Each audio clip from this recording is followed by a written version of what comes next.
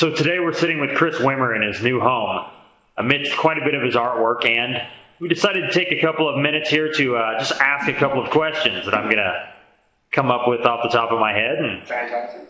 see if Chris can come up with answers in the same way. There you go. Fantastic. So one of the things I always wondered about, you produce quite a bit of material, and when you're doing work, it seems to come in batches. What happens to get you in the right mood for creating art?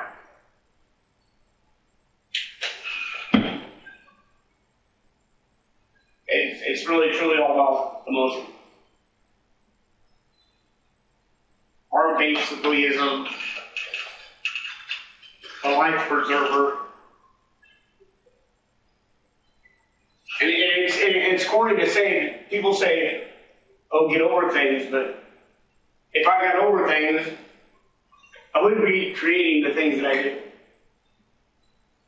And sometimes when I have nothing, when nothing is bothering me or disturbing me, I'll actually brew up things inside of me to get this out.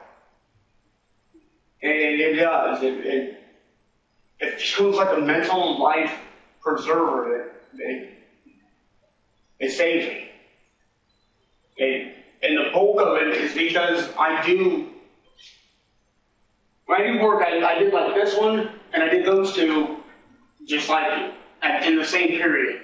Switch back and forth. Switch back and forth. Just,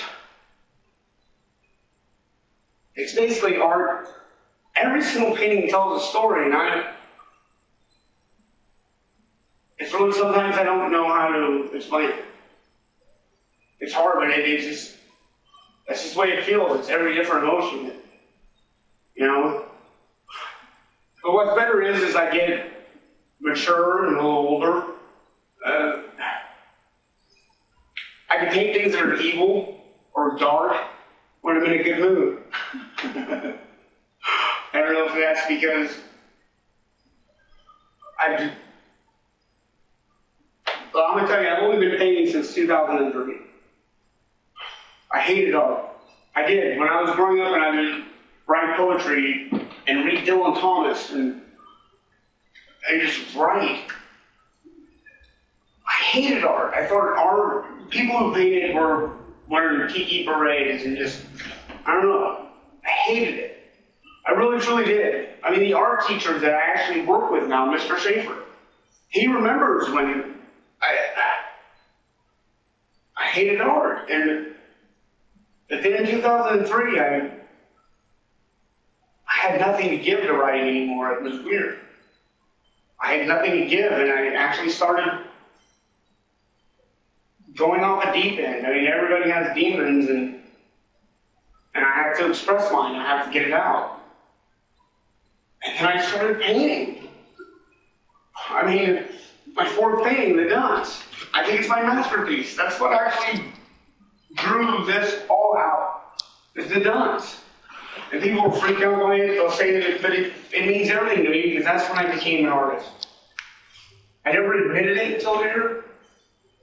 And because look at this. I ain't just being an artist. I don't know what the term means, and I don't know. All I know is that that's how people put it, and this is what I'm doing.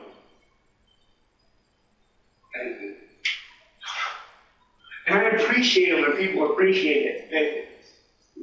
Because to me, the paintings don't go out, they don't get shown unless it kicks my ass. That's the next day I can wake up and I look at this thing or that, you know? And some of them are so gosh darn thick because I messed up so many times, you know? But I knew they had something to it. Some of them come easy, some of them come hard. It's just the way it happens. Okay, your question. It does, great. Also brings another question to mind. Some artists mention that when they get into a creative state, they somewhat lose track of time or become disconnected from reality. Do you ever experience that? for many, many times. 4 or 5 hours for like 20 minutes. That's a weird sensation to go through. Just to paint and create and it's like you wake up. Whoa. How did I just do, whoa, I did that, whoa, hey, no. It's a weird feeling. My cousin Dana installed it. And he said my face changes. He said, I'm talking to myself like I'm in the third person, like somebody's telling me that, you know better than what to do that. And when I remember like a couple hours later, and I'm, fucking, what the fuck? I was screaming at him. What the fuck you doing here? And I forgot that he was even there, and his face was just in shock because he said he watched this creation. And I'm not sure what painting it is. I like talking about, I think it's either the Satanistic painting or one of the big ones at that point in time. He saw the creation of it, and I'm kind of glad I've gotten out of that. I've become more professional. I think I'm going to use that word, professional. That I don't have to go into such a state of mind where it takes over everything, I mean, you paint for that long, you wake up, and sometimes I have to piss so bad. This is going to sound corny, but sometimes I have to urinate so bad, or even number 2 so bad, and I don't, I mean, like this painting was done when I had to crawl up the stairs from alcohol, and I painted this, and then I came to when I was sober with a hangover. It's weird, and I don't even try to. I never read about artists until very recently, and a lot of these artists go through that. Maybe I try to understand things so much, but it really freaks me out when they feel the way that I feel when I don't even try to feel that way.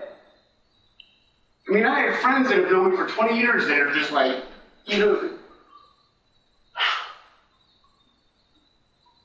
it's a drive, and it's beautiful, and I love it. I do actually have embraced it and love it. So you've recently taken time to learn about other artists. What artists inspire you? I came up with the Van Gogh, the Monet, Claude Monet, that Van Gogh. I didn't know that Van Gogh painted so thick. And my paintings are thick, and Van Gogh had true emotion. It really didn't seem like what he cared, what he did day to day, just as long as he got out what he needed to get out.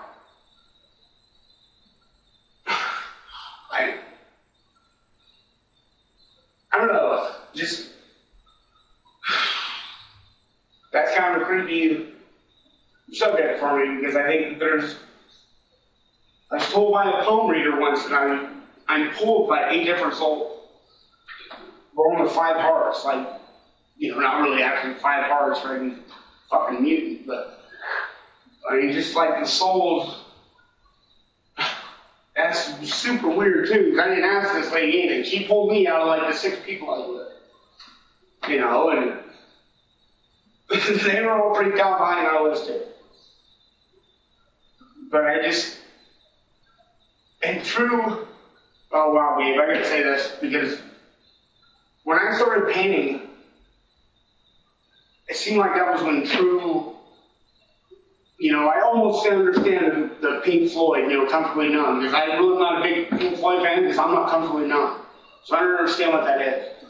But I almost understand it because I've painted so much where I'm easing something.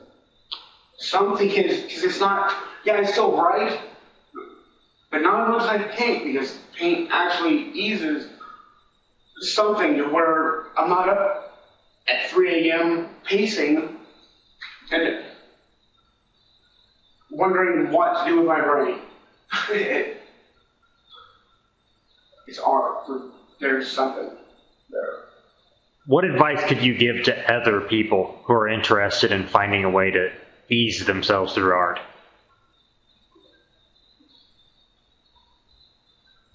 Don't listen to what anybody else has to say. Everyone's a critic. Everyone's got opinions, but nobody has no real answers. That seems like the best advice I can give anybody is, don't look at it as you're an artist. Don't look at it as, basically you gotta put your balls on the line and do it. Or whatever. You just have to do it. Let it free. And if you are at school, because I never went to school for art, I didn't. Really, basically, you have two basic sides of people. You have the one where it's bred and fed and in their soul. And you have the ones who want to be, okay, let's go to school, okay, I'm this, I have a degree. Yeah, I can paint like you paint, but it's an emotionalist. You line up 10 pieces of painting in front of me, 10 pieces, and I guarantee you by any artist that I'll be able to tell which one actually can do, excuse my French, but who can fucking feel it. Who fucking sleeps it, breathes it. If there's a painting that's not done and you wake up at 3 a.m. and you have to go to work at 7 a.m., but you get up and you paint that damn thing just because it won't stop eating at you. When I did the Da Vinci Sleep, I kind of loved it because it was 20 minutes every 3 hours. Yeah, later down the road, Gabe will get the story on that because it's hilarious on how far my brain went for that 6 months of doing that sleep. But the art that came out of it and that's art. If you want to be an artist, there it is. Either have it or you don't. There it is. Thank you.